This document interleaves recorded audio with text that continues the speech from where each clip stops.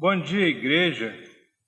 Que a sua vida, a sua casa, a sua família esteja cheia da graça de Deus nesta manhã. Nós estamos aqui para, mais uma vez, estudar com vocês uma lição da escola bíblica. Os irmãos têm notado que a gente tem estudado alguns assuntos pontuais aqui. Eu estou me baseando numa revista que traz algumas doenças do nosso século. Já estudamos sobre depressão, sobre vários assuntos aí, o medo. E hoje eu quero estudar com os irmãos um pouquinho sobre o consumismo, ou os males do consumismo. Às vezes a gente pensa assim, isso não tem nada a ver com vida cristã. Mas eu quero dizer para os irmãos que tudo que nós ensinamos aqui na igreja, tudo que nós pregamos, há uma concordância entre a liderança, que nós estamos ensinando, nós estamos ministrando algo que a igreja precisa ouvir, e tudo isso é para o nosso crescimento espiritual. Em 1 Coríntios capítulo 2, verso 16, a palavra nos diz que nós temos a mente de Cristo. Se nós temos a mente de Cristo, nós precisamos pensar como Cristo, agir como Cristo, fazer tudo do jeito que o Senhor Jesus fazia. E em 1 Pedro capítulo 2, verso 2, Pedro falando com aquela igreja ali, ele diz assim, olha, vocês precisam desejar com dedicação ou ardentemente, como recém-nascidos, o leite ou o alimento racional para o vosso crescimento. Nós já temos ensinado várias vezes que o cristão precisa crescer. E nada melhor para crescer do que um bom alimento. E toda a nossa vida é tempo de crescimento, crescer na graça do Senhor Jesus, que é através do relacionamento. Quando a gente relaciona com alguém, a gente vai conhecendo Ele mais e mais. Assim, o nosso relacionamento com Deus através de Jesus Cristo é que traz o nosso crescimento na graça. E também crescer no conhecimento de nosso Senhor Jesus Cristo, que o conhecimento se adquire através do estudo da palavra. À medida que nós vamos estudando a palavra, nós vamos crescendo em conhecimento, vamos conhecendo mais e mais de Deus. Isso está em 2 Pedro 3,18. Eu queria ler o texto básico da lição aqui. É um escrito de Salomão no livro de Eclesiastes. Salomão teve 3 fases distintas na sua vida. Salomão teve o tempo da mocidade, quando ele se tornou rei. Depois ele teve um tempo de grande sabedoria, guiando o povo de Israel. Foi um tempo que Salomão também voltou para o lado romântico e teve muitas mulheres. E no final da sua vida, Salomão teve um tempo até que trouxe tristeza para a vida dele, um tempo de decepção. Foi quando ele escreveu esse texto aqui, Eclesiastes, capítulo 2, a partir do verso 4, ele diz o seguinte: empreendi grandes obras, edifiquei para mim casas, plantei para mim vinhas, fiz jardins e pomares para mim, e nesses plantei árvores frutíferas de toda espécie. Fiz para mim açudes para regar com eles o bosque em que reverdeciam as árvores. Comprei servos e servas, tive servos nascidos em casa. Também possuí bois e ovelhas, mais do que possuíram todos que antes de mim vieram em Jerusalém. Amontoei também para mim prata e ouro e tesouros de reis e de províncias. Provi-me de cantores e cantoras e das delícias dos filhos dos homens. Mulheres e mulheres, engrandeci-me, sobrepujei a todos que vieram antes de mim em Jerusalém. Perseverou também comigo a minha sabedoria. Os irmãos sabem que Salomão foi o homem mais sábio da sua época. Tudo quanto desejaram os meus olhos, não lhes neguei, nem privei o coração de alegria alguma, pois eu me alegrava com todas as minhas fadigas, e isso era a recompensa de todas elas. Considerei todas as obras que fizeram as minhas mãos, como também o trabalho que eu com fadigas havia feito, e eis que tudo era vaidade e correr atrás do vento, e nenhum proveito havia debaixo do sol. Então Salomão, quando chegou ao final da sua vida, ele se sentiu um tanto decepcionado, e ele disse assim que tudo que ele fez na vida, e olha que ele fez muitas coisas, ele possuiu muita riqueza, ele sobrepujou em tudo na sua época, em riqueza, sabedoria, em bens. O reino de Salomão foi tão próspero e tão abençoado que quando a rainha de Sabá veio visitá-lo, ela ficou alguns dias no palácio com ele, observando tudo que acontecia ali, como é que os servos de Salomão entravam no templo, como é que era o culto, como é que eram os cantores, como era lida a palavra de Deus. E no final ela ficou estarrecida com tudo que ela viu. E ela diz assim: olha, me falaram do seu reino, mas não me disseram metade. Eis que você é muito maior do que eu imaginava. E bem-aventurados são os teus servos, os teus escravos, por ver e ouvir tudo isso que eu vi aqui.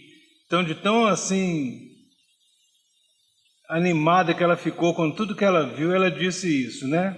Era um reino muito próspero, bonito e abençoado.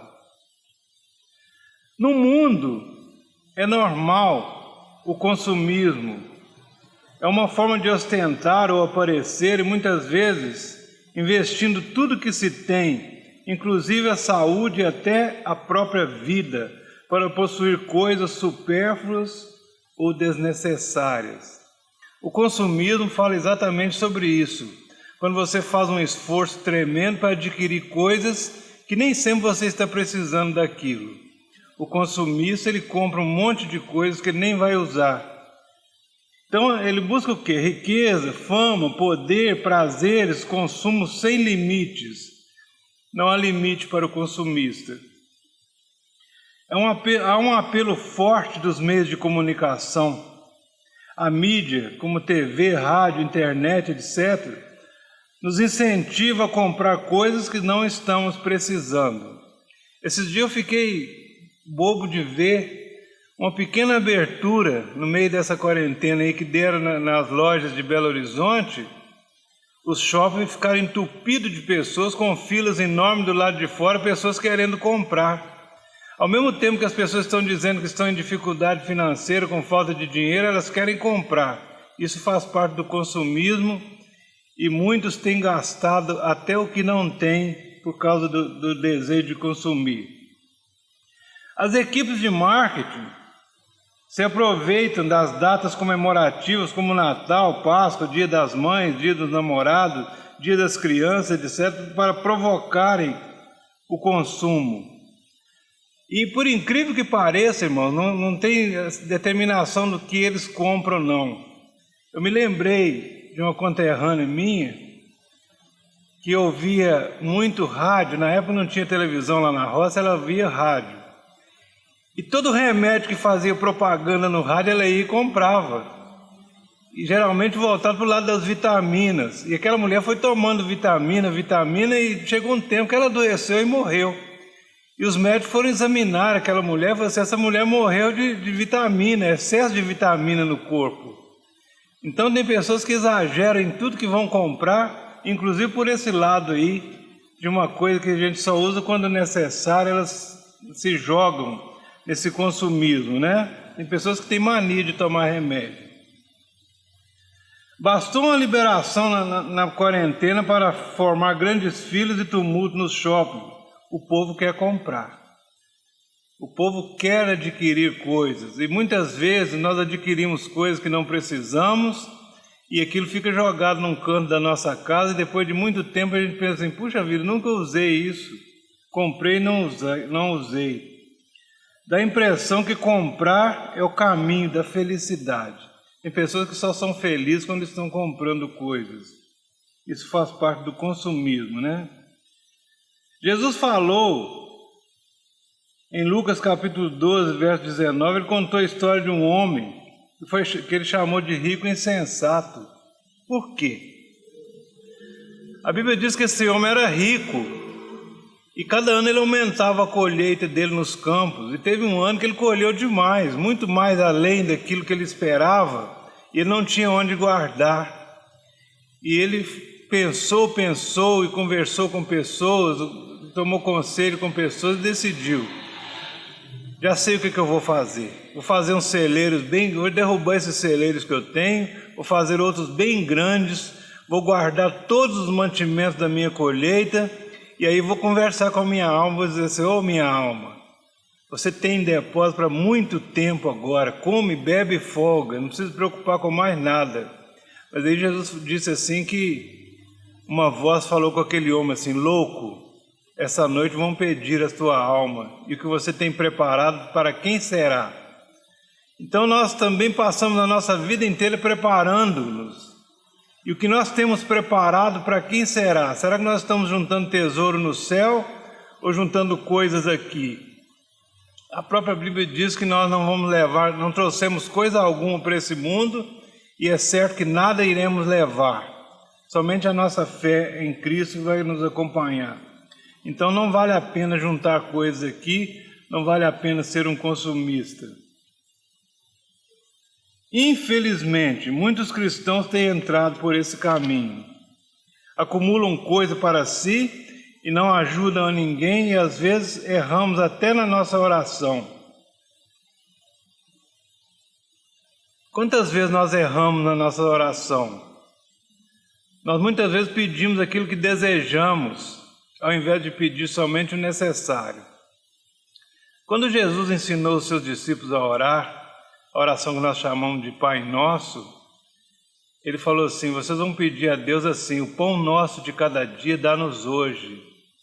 Jesus não falou assim: nos dá um pão para o ano inteiro, mas dá o pão de cada dia hoje. Ou seja, cada dia eu devo me achegar diante do Senhor e falar assim: Senhor, eu quero que o Senhor me dê o pão para hoje. Eu tendo pão para hoje, amanhã será outro dia, amanhã terá o pão de amanhã, pois hoje eu preciso só o de hoje. Então nós precisamos aprender a orar e buscar de Deus só o necessário para as nossas vidas. Muitas vezes buscamos o que nós desejamos, o desejo do coração. Se eu for orar o desejo da minha carne, eu quero ter 2 ou 3 carros, eu quero ter casa de aluguel, eu quero ter um monte de coisas que eu não posso ter. Mas quando eu olho para Deus segundo as minhas necessidades, eu peço somente aquilo que eu preciso para suprir as minhas necessidades de cada dia. Às vezes nós trocamos o necessário, o que é essencial, pelos desejos do coração. É o pão de cada dia, a moradia de cada dia, a roupa de cada dia, e não os desejos. Roupa de grife, por exemplo, dezenas de pares de sapatos, nem se fosse uma centopeia eu usaria. Eu vi uma mulher outro dia na televisão que tem 250 pares de sapato. Ela chegou a falar assim que tem sapato lá que não serve para ela não, mas ela achou bonito e comprou assim mesmo. Então é só o desejo do consumismo mesmo. Ela nunca vai usar, né? Isaías capítulo 55, verso 2, tem uma pergunta assim: por que vocês gastam dinheiro naquilo que não é pão? Por que vocês gastam dinheiro naquilo que não traz satisfação, que não te satisfaz? É única e exclusivamente pelo desejo de consumir, pelo desejo de gastar o dinheiro. Essa síndrome tem inclusive um nome, chama oneomania, que é vício em comprar. Eu nunca tinha visto essa palavra, achei ela esses dias. O vício em comprar chama oneomania. É a doença do consumismo compulsivo, que traz a sensação de euforia e uma vontade incontrolável de comprar. Então, quando a pessoa tem essa vontade incontrolável de comprar, ela sai de casa para comprar, com dinheiro ou sem dinheiro. Se ela tem um cartão, ela se esbalda no cartão de crédito e fica depois, às vezes, em dificuldade com as suas contas, com as suas dívidas, para fechar o orçamento do mês. Que leva ao endividamento, mau uso do cartão de crédito, leva ao desespero e até ao suicídio às vezes. Muitas pessoas se suicidam por causa das dívidas. Eu conheci pessoas que suicidaram por causa de dívidas. Chegou um ponto que não tinha mais saída, não tinha como pagar, o credor incompassivo apertando, e a pessoa tirou a própria vida por causa de endividamento. E muitas vezes esse endividamento é simplesmente por causa da compulsão por comprar aquilo que não precisa, que não é necessário. No meio cristão, às vezes acontece. Certa vez está registrado em João, capítulo 2, verso 13 a 17, no ministério de Jesus. Um dia Jesus chegou no templo e estava uma confusão, um comércio lá no templo. Pessoas que vendiam animais para o sacrifício, pessoas que trocavam moeda. Tinha muitos judeus que moravam fora de Jerusalém, em outros países, e vinham para adorar e chegavam, tinha que trocar a moeda, tinha uma casa de câmbio. Essa casa de câmbio mudou para o pátio do templo. O comércio rolava solto ali e eles aproveitavam para cobrar altas taxas de juros, exploravam o povo, isso no lugar santo, no lugar sagrado. Jesus se indignou com aquela situação e começou a chutar as mesas, derrubar as mesas, espantar os pombos, e pegou um chicote, diz a Bíblia, começou a bater naqueles cambistas e ficou bravo com eles. É a única vez na Bíblia que registra que Jesus ficou nervoso. E Jesus deu chicotada naqueles homens e falou assim: minha casa é chamada casa de oração, vocês transformaram ela num covil de ladrões, de cambistas, de exploradores do povo. Então, no meio cristão, nós precisamos tomar cuidado com aquilo que fazemos para não entristecer ao Senhor.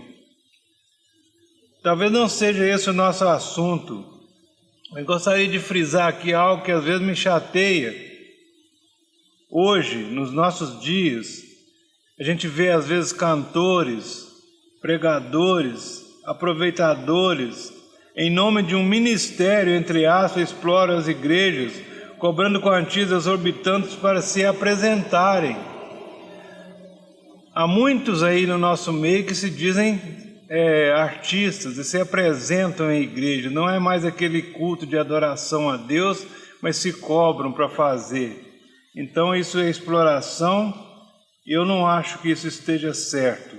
Cada um sabe como serve ao Senhor. Nós precisamos tomar cuidado com as coisas de Deus, porque o Senhor é santo e aquilo que o Senhor quer de nós é santidade e dedicação à sua obra. Em Provérbios capítulo 30, versos 7 e 8, nós lemos sobre um determinado homem chamado Agur. Eu fui procurar pesquisar sobre quem era o Agur, não tem muita coisa sobre ele. Fala só assim que ele era filho de Jaque e viveu no reinado de Salomão. Talvez por isso Salomão conhecia a sua história e escreveu sobre ele. Agur fez uma oração a Deus, uma oração simples de 2 palavras, 2 pedidos apenas que o Agur fez. Primeiro ele falou assim: Senhor, afasta de mim a mentira e a vaidade. São 2 coisas que estão ligadas diretamente ao consumismo. A mentira, porque muitas vezes a pessoa usa coisas compradas no cartão de crédito sem ter dinheiro para ostentação e para se apresentarem. E a vaidade também, a pessoa apresentar uma coisa que ele não é, às vezes na maneira de vestir, de ostentar as coisas que tem. E a segunda petição, ele diz para Deus assim: Senhor, não me dê nem pobreza e nem a riqueza, apenas o pão cotidiano, apenas o necessário para viver. Está dentro daquilo que eu falei agora há pouco, sobre pedir a Deus só aquilo que é necessário para a nossa subsistência. E ele explicou por quê. Ele diz assim: para que, estando farto, não venha te negar. As pessoas, quando estão bem na vida financeira, muitas vezes esquecem de Deus, esquecem de adorar ao Senhor, de dedicar ao Senhor o seu tempo, a sua vida, e reconhecer que Deus é que nos dá todas as coisas. E segundo, estando pobre, não venha furtar e envergonhar o nome do meu Deus. Então foi as 2 petições de Agur. Primeiro, que o Senhor não desse a ele riqueza, porque ele não viesse a se engrandecer e deixar de louvar ao Senhor, deixar de reconhecer a mão do Senhor em todos os seus negócios. E segundo, que não desse a ele a pobreza, para que ele não precisasse furtar e assim envergonhar o nome do Senhor. uma vida de equilíbrio, foi a oração de Agur. Nós precisamos ser equilibrados. No Salmo 127, no verso 1, é um texto muito interessante que muitas vezes a gente usa na igreja. Diz assim: se o Senhor não edificar a casa, em vão trabalham os que a edificam. Se o Senhor não guardar a cidade, em vão vigia a sentinela. E que é inútil levantar cedo e deitar tarde, repousar tarde, e comer o pão ganho com dores, porque aqueles a quem o Senhor ama, Ele dá o pão enquanto dormem. O Senhor cuida daquele que o ama enquanto ele dorme. Então, irmãos, tudo que fazemos nesta terra, todo o nosso esforço, toda a nossa luta, só terá êxito, só será bem-sucedida se nós estivermos ligados no Senhor. Nós precisamos reconhecer que a bênção vem do Senhor Deus, que a boa dádiva vem do alto, descendo do Pai das luzes, diz a palavra, e que em Deus não há mudança nem sombra de variação, que a nossa dependência de Deus é a razão de sermos bem-sucedidos. Quando nós dependemos de Deus, ainda que tenhamos fartura, ainda que tenhamos prosperidade, nós reconhecemos que tudo vem de Deus e que sem Ele nós nada podemos fazer. Como fugir do consumismo?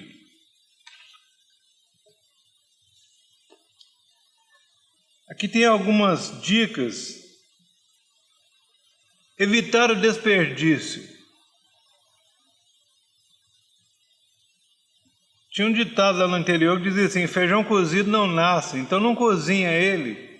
Jogar comida fora é pecado. Às vezes a gente descuida e faz comida além da conta e depois tem que jogar fora, enquanto muitas vidas estão passando fome. Segundo ponto, fazer uma poupança. Eu trabalhei certa vez na fábrica de biscoito Aimoré, e o proprietário da Aimoré era o Severino Balesteros, e ele, apesar de ser muito rico na época, ele trabalhava no meio da gente na fábrica de biscoito. E ele era já idoso, ele gostava muito de dar conselho para os empregados, quando tinha oportunidade de conversar. E um dia um rapaz perguntou: como é que o senhor fez para ficar rico? O senhor disse que começou do nada. Ele falou assim: poupando. Mas poupando coisa, assim, eu nunca gastei tudo que eu ganhei, sempre guardei um pouquinho.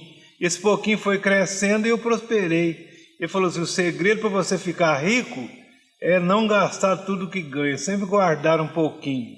Nós precisamos ter uma reserva, porque a emergência pode chegar numa hora que a gente não espera e a gente precisa de uma reserva. Terceira coisa, pesquisar antes de comprar alguma coisa. Não saia comprando a primeira coisa que você vê pela frente, mas pesquise os preços, liga, vai na loja, pergunta, faz pesquisa, para que você não compre caro demais e depois se arrependa ao ver aquilo mais barato. E uma coisa que eu costumo falar até por brincadeira: não vá fazer compra no supermercado antes do almoço, quando você ainda está com fome. Quando a gente está com fome, a gente compra um monte de comida que a gente não vai comer depois. A gente compra um tanto de coisa que a gente não precisa. Então a gente precisa tomar cuidado com essas coisas. Isso, irmãos, como eu falei no início, são ensinamentos para nosso crescimento espiritual. Deus quer ver um povo crescido, um povo bem-sucedido, um povo abençoado. Mas para isso nós precisamos atingir a nossa maturidade, tanto espiritual como natural. Nós precisamos ser maduros para que Deus possa abençoar nossas vidas. Senão Deus pode nos dar coisas que nós não sabemos controlar e a gente vai se dar mal. Deus quer nos abençoar, mas nós precisamos ter sabedoria.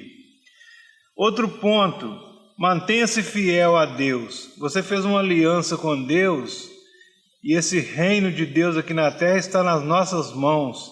É nós que vamos fazê-lo crescer e prosperar. Então que nós possamos manter a nossa fidelidade ao Senhor. Contribua com o reino. A Bíblia diz que tudo que o homem semear, isso também ceifará. Certa feita eu cheguei na casa de meu tio na roça e perguntei para ele: e aí, meu tio, está esperando uma boa colheita? Ele disse: não. Eu falei assim: o senhor mora na roça e não está esperando colheita? Ele falou assim: não, eu não plantei. Quem não planta não colhe. E a palavra de Deus deixa isso bem claro para nós quando diz que aquele que semeia pouco, ceifará pouco. O que semeia em abundância, ceifará em abundância. Então lá não está escrito, mas nós podemos deduzir que aquele que não semeia nada não colherá nada. Se você for mão fechada, pão duro, e não investir na obra do Senhor, dificilmente você vai colher coisas do Senhor. O Senhor ama aquele que dá com alegria e Ele retribui muitas vezes mais, diz a palavra do Senhor. E tudo que o homem semear, colherá. E diz lá no Evangelho que dá e ser-vos-á dado boa medida, sacudida, recalcada e transbordante. É o que deitarão para você quando você dá. Então dar é melhor do que receber, e quando nós damos para Deus, nós recebemos multiplicado. O versículo que eu citei está em Gálatas, capítulo 6, verso 7, que tudo que o homem semear, isso também colherá. Em Mateus capítulo 6, verso 19, eu estou quase terminando, diz assim: não ajunteis tesouro na terra, onde a ferrugem estraga, onde a traça corrói, onde o ladrão mina e roubam, mas ajuntei tesouro no céu, onde a traça não come, onde o ferrugem não corrói, onde os ladrões não roubam. Então, como ajuntar tesouro no céu? É investindo no reino de Deus. Cada alma ganha, cada crescimento da igreja, cada vez que o reino avança e propaga, é a obra de Deus crescendo, é você plantando no reino de Deus e colhendo a bênção de Deus na sua vida. A nossa prosperidade não depende de sermos consumistas. Não é pelo muito que nós temos ou apresentamos, não é pela ostentação que nós somos abençoados. Nós somos abençoados através da nossa fidelidade a Deus. Porque lá conclui assim, que onde estiver o vosso tesouro, estará também o vosso coração. O coração do homem almeja tesouros, almeja aparecer, almeja ostentar. A gente nunca está satisfeito com aquilo que temos e queremos mais e mais e mais. Mas poucas coisas são necessárias para passar por esta vida, e como não trouxemos nada para essa vida, nada havemos de levar. Ninguém nunca viu um morto, um defunto, levando riqueza juntamente com ele no caixão.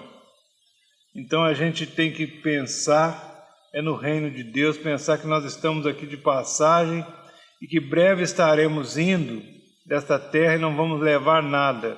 Então não tem nenhum sentido o gastar exageradamente. Ao invés de gastar com aquilo que não convém, com aquilo que não é necessário, nós podemos ajudar pessoas, podemos contribuir para o bem-estar de outras pessoas, e assim estamos edificando o reino de Deus aqui na terra. Então vamos pensar sobre isso, irmãos.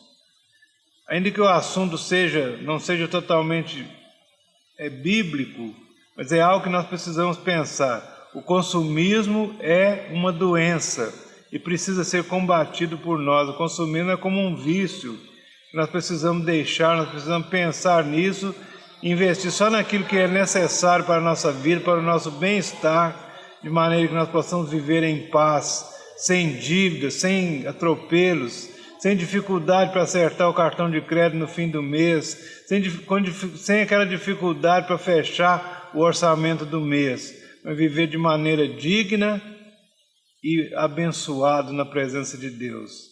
Irmãos, que Deus te abençoe, que você tenha um domingo abençoado, um almoço gostoso, e logo mais à noite estaremos aqui para adorar ao Senhor juntos. A igreja já está aberta, ainda que com algumas restrições, nós estamos nos reunindo às 19 horas para adorar ao Senhor juntos aqui. Deus abençoe a sua vida, tenha um domingo abençoado, em nome de Jesus.